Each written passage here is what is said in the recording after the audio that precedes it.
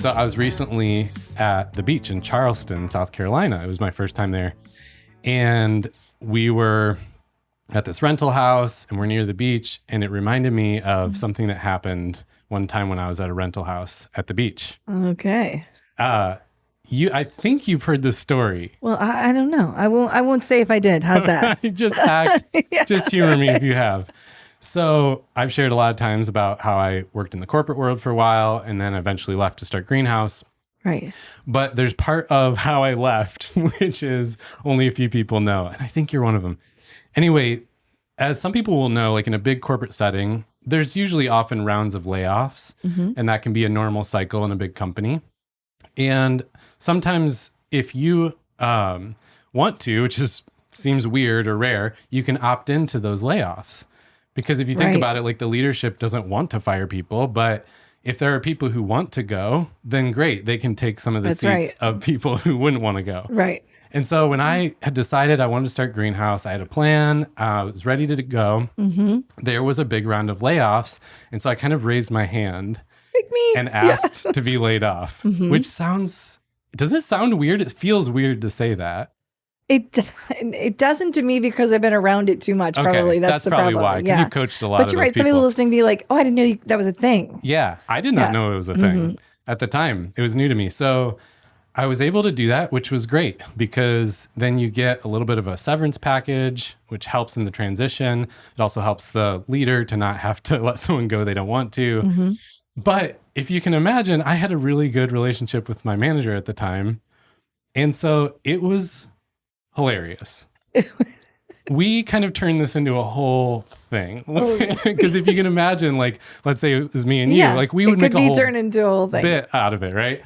And so we said, okay, well, we had the whole plan together too. So my manager totally knew, and I knew, and we were both ready for it. But in a big corporate setting, you have to go through some of the rigmarole. Like there are certain boxes that have to be checked in HR procedures that have to happen. Well, one of them was, and you'll be familiar with this, there's an HR representative who has to have a very serious sit-down conversation with me, the person getting laid off, and the manager. Yep. To kind of like announce what's happening, but to be there to mediate in case something... You get all emotional or angry, you say, I want to sue. That happens a lot. And so there has to be a third party there to like moderate, but also to see what happens and be a...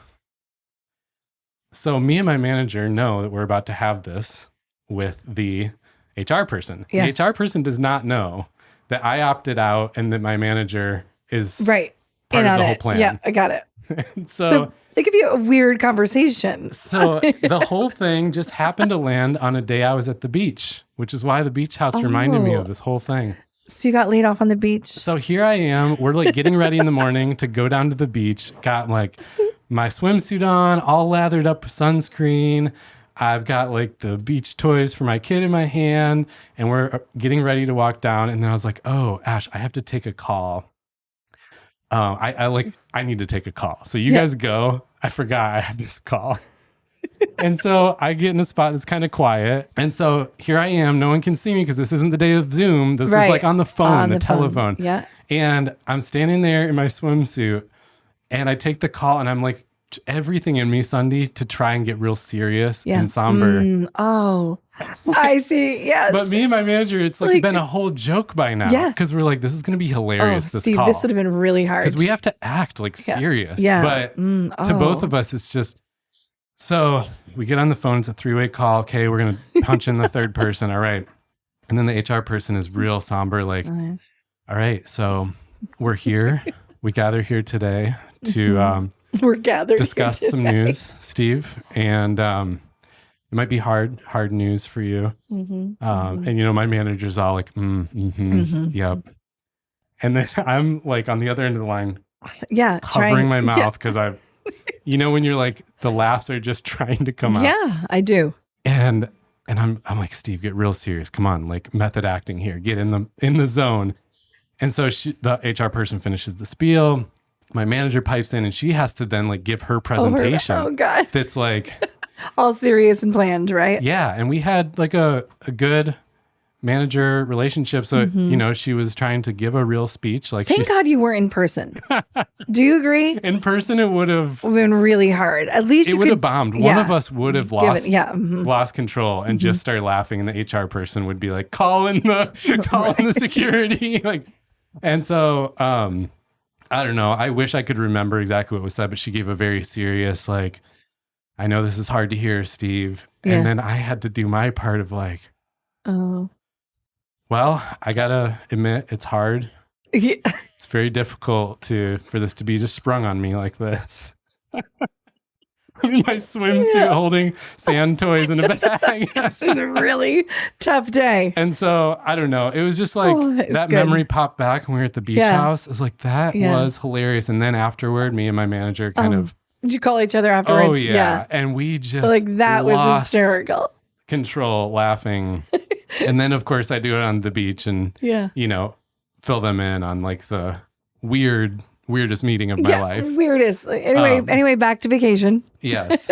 But that's great. So that was part of the origins of Greenhouse. I knew the story, the first part, but I didn't know it was delivered underneath that context. Yeah. And on the beach. Yep. Yeah. My shout out today is for Kathy, who, speaking of layoffs, was laid off, as so many people were recently from big companies. And here's why I wanted to shout her out, because I think, and she would tell you the same thing. We talked about this recently. Before that happened, she didn't think there were any good opportunities out there beyond the current job she had. Mm-hmm. But she and her team knew that she was at a point where she probably needed to make a change. Mm-hmm. It was just, there was a lot of organizational dynamics causing burnout for everybody. Mm-hmm. She was at a stage where she probably just needed something new, needed to learn some new skills, have new experiences. And I think on our side as coaches could also see that too. And I wanted to shout her out because I remember at the time that she was laid off saying like, this is a good thing, right? Mm-hmm. I'm sure it's hard to like really believe that right now. Yeah. But I gotta say, as the third party, like it's good. It's actually forcing you to do the thing you should have done for yourself. And so, of course, it was hard for her to hear that at the time. She's like, yeah, I know you're probably right, but this is really hard. Mm-hmm. I mean, she'd been there a long time. Mm-hmm. I don't know. Just as coaches, usually we can kind of pick up on, hey, it may be time for a change. And so anyway, fast forward to recently when she had landed her new gig. Yeah. And she's extremely excited about it. So excited. It's such a good fit for her. It's actually, in a way, leveling up her role, her opportunities. And it's in a smaller organization where she can kind of have more impact and make decisions easier and things that were starting to become hard in the bigger company. And so she just had this like joy look on her face, like, this is so cool. And look what happened. Like, who would have known that really tough moment led to this? So shout out to her, because I thought that was encouraging and cool to see, but also that she leaned into that hard experience and kind of, I mean, she put in the work to find something that's actually the right next thing too, not just the anything. Yeah, it's true. I loved working with her in that process. Yeah. Okay, my personality thing for today is that passions and needs can be different. So this might show up a little different in the different personality assessments. The one I typically use, I look at it like this. You have the classic like teacher, firefighter, minister, someone who gets into a job that starts with the passion. They wanted to do that since they were a little kid. They're passionate about that and they go do it. And if they don't build in their needs, the way their personality, what they need, then they burn out.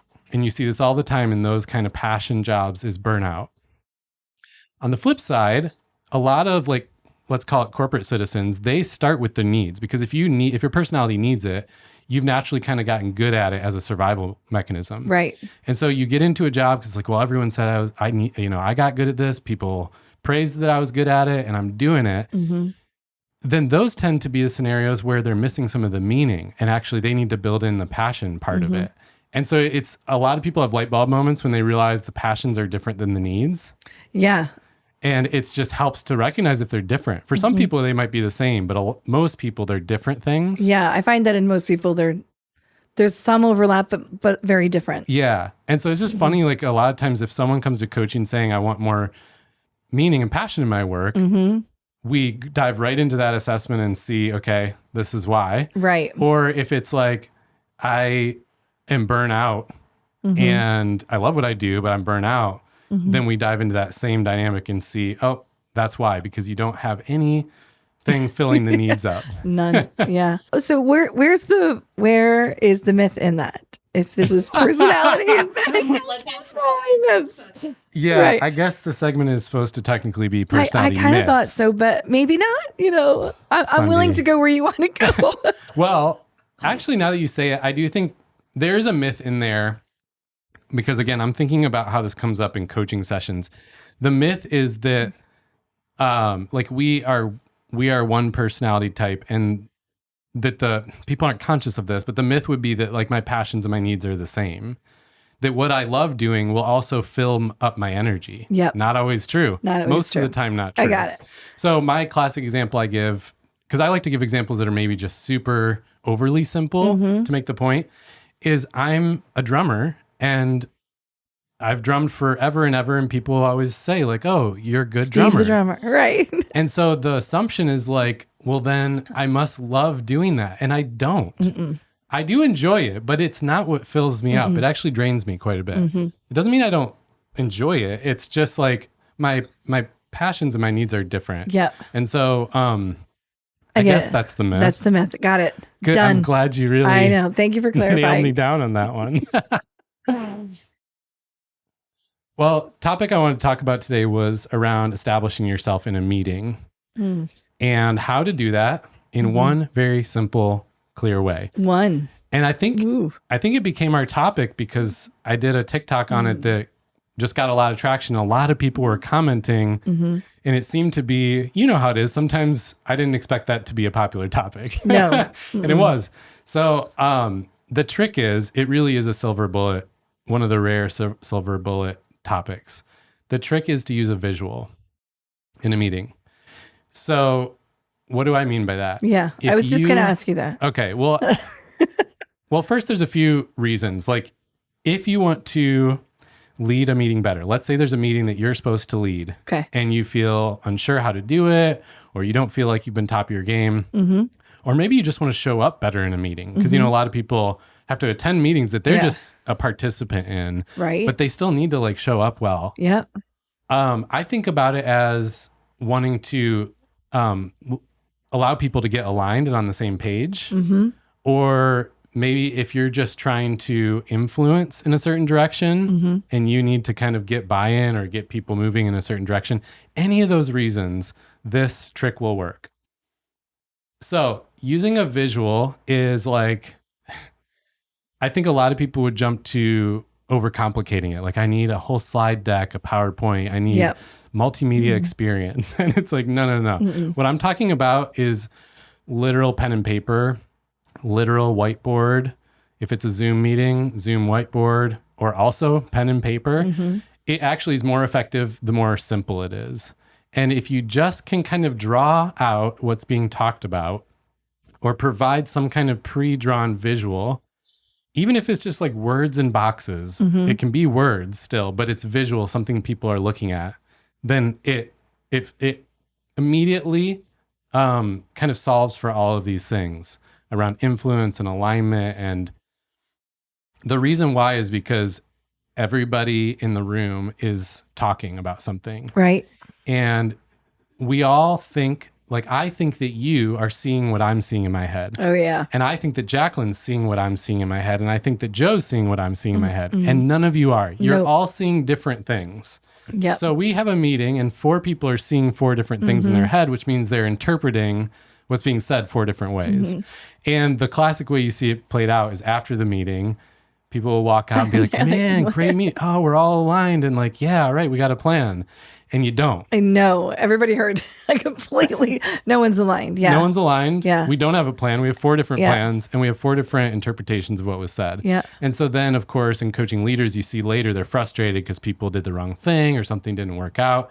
And it's like, well, yeah, because it's what always happens is we actually had 4 different ideas of what was said. Yeah. I mean, how many times too has a visual been brought in front of me and I literally go, oh. Like I really was not seeing it that way. Even humorous ones or descriptions of a person or descriptions of a house. Do you get what I'm saying? And then and you're like, man, my imagination went completely. So it's really a very clarifying tool. It is. So, okay, let me give a couple examples that would maybe clarify what we mean by this. Okay. And again, it can be any number of ways. You can get creative with this, but here's 2 that I commonly use. So one is sketching on a whiteboard, the buckets of what's being talked about. Because a lot of times in conversations, we're talking about one idea, one problem, whatever, but there's actually maybe 6 different concepts being mentioned, and we're jumping around between them. And it's like, Jacqueline's talking about the cups, and you're talking about the plants, and I'm talking about the drinks, and Joe's talking about the technology. And it's like, so all I do is I stand up and get on the whiteboard and I draw 4 boxes, and in one I write cups, and the other I write plants, the other I write technology, and the other I write drinks. And now we can center the conversation. So when we are talking about one of those, somebody can point to the plants bucket and say, this is the one I'm talking about. And you know it's working when you hear people go, oh. Yeah, totally. Yeah. Oh, it seems silly, but like it's crazy how it works beautifully. And so a lot of times what you'll see, I said this on the TikTok, is like at the end of the meeting, people will refer to the visual, even if your visual wasn't great, or maybe your visual was wrong. It doesn't matter. People will still refer to it because it was the anchor in the conversation. I also think it helps you to remember it. Like sometimes if there's an agenda, even if the agenda only has 3 things, can't always remember the agenda. But if there was 3 things that we're going to be focusing on and there's some sort of a visual attached to it, or the person walks over to the whiteboard and and writes it out, I just remember it. Yeah. Well, we do have like whiteboards in every room of the house. Yeah, and this also works with kids. This works in marriage. If you really want to like nerd out and ruin your marriage. No, especially like with kids, it's funny how that can really, okay. And then what happens too is if you're interpreting the conversation different than me, you grab the marker and you go, oh, this is what I thought we were talking about, or this is how I pictured it. And now I'm understanding you. And now we can bridge the gap and actually land on the same interpretation. So it's like sketching the buckets can be one way of doing it. Another just very practical example is drawing a timeline, because a lot of times people are talking about different points in time, especially if it's a planning meeting. Right. And it's like, you're talking about next week and I'm talking about next month. Yeah. Or you're talking about Thursday, I'm talking about Friday. Yeah. And so all it does is, again, it anchors it and says, we can point to it. I mean, I think literally the power, personal opinion, I think the power in a visual is that you can point to it. So it's like, all right, here is where it happens. And then, it could happen here. Oh, maybe. And so then when someone jumps back in time, now you can point and say, oh, okay, remember when we were talking over here?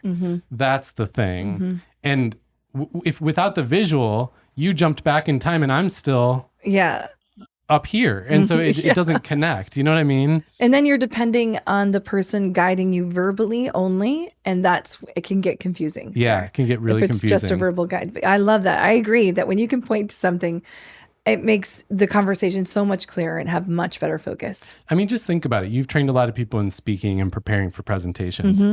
That is something where someone has thought, planned, written, practiced, honed it in, and given this perfect talk. And still, they need visuals. Like, it's still hard to give a talk without any visuals. I hate it. Or the visuals help enhance it. And that's like a prepared, practiced talk. Yep. Let alone a meeting where everyone's just jumping in and it's all over the place. So, it's a really powerful, and especially because it's so simple. All you have to do is grab the marker.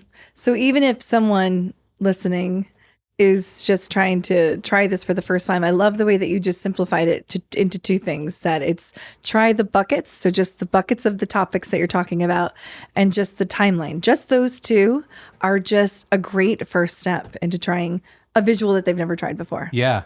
Yeah. And if it doesn't fit those, just think ahead of like, okay, the topic at hand or the point I'm trying to make is what? Like just sketch it out or pick a photo off of Google Images or something. Like a lot of times you can go into templates, whether it's PowerPoint or Canva or, there's a lot of tools out there. You can pull up, what are they called? Like frameworks or diagrams. And a lot of times there's something you can find that fits. So it's really not hard. You don't have to do a lot of work. But the thing I think use it for the most is not preparing for a meeting. Sometimes that's the case. A lot of times it's in the meeting when I feel things are off track or people are not on the same page. That's when I go. Yeah, that's a good reminder, because it feels like you're like this setup could feel like we use it as a pre-planned thing. And what you're saying is these two tools are great to pull out when you're sensing confusion too. Yeah. So like whoop, like pull them back together by just simply writing out what you're hearing. Yeah, write out what you hear, and then don't feel like you have to nail it. It's actually the same tool that allows people to correct what you wrote out. They're like, oh no, that's not what I was talking about. Oh, okay. What should it look like? What are you talking about? Or hand that, like what I like to do is hand them the marker and be like, yeah, you write it. you write what's in your head, because that'll help us all get on the same page. I agree. And I think it's cool how creatives naturally think visually and create visuals. But then it's almost like everyone else assumes that talking is the only way.